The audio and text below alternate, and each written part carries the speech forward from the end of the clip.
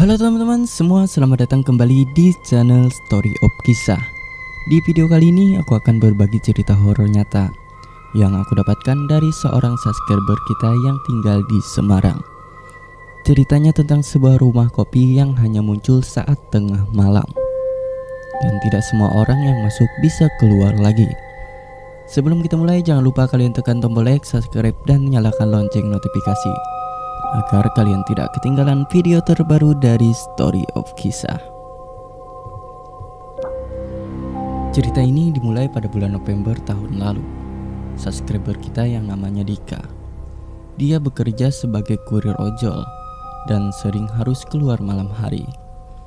Suatu malam, dia sedang mengantar pesanan melewati jalan yang biasanya sepi.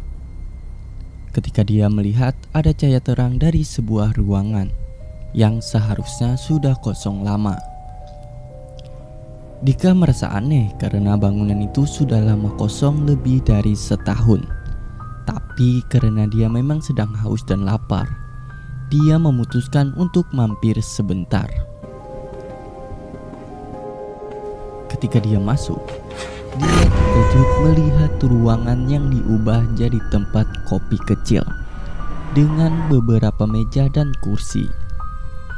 Ada sekitar 5-6 orang yang sedang duduk dan minum kopi. Tapi mereka semua tidak melihat ke arah Dika sama sekali.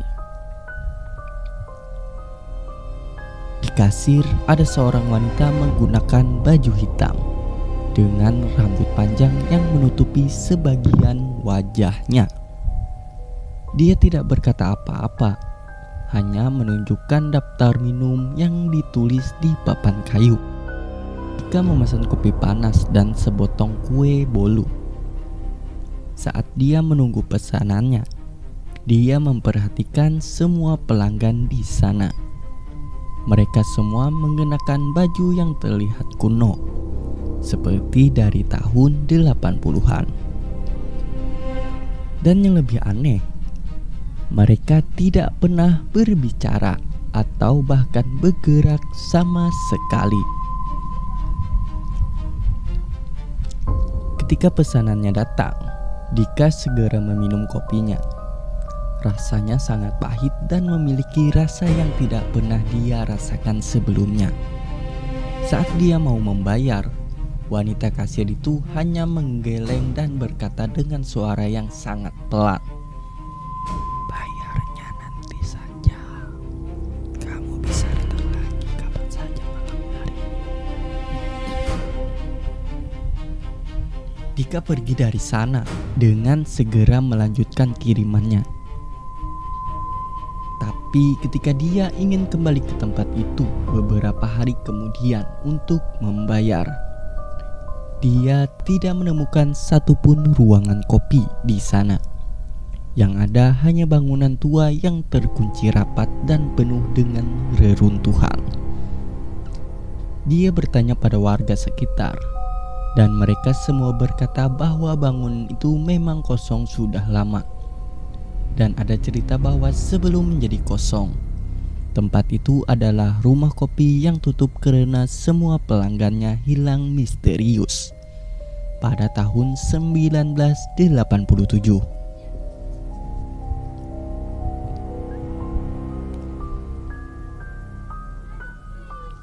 Dika merasa bulu kuduknya merinding. Tapi beberapa malam kemudian, dia lagi-lagi melihat cahaya dari bangunan itu saat sedang lewat tengah malam. Kali ini dia berani masuk lagi, tapi kali ini situasinya berbeda.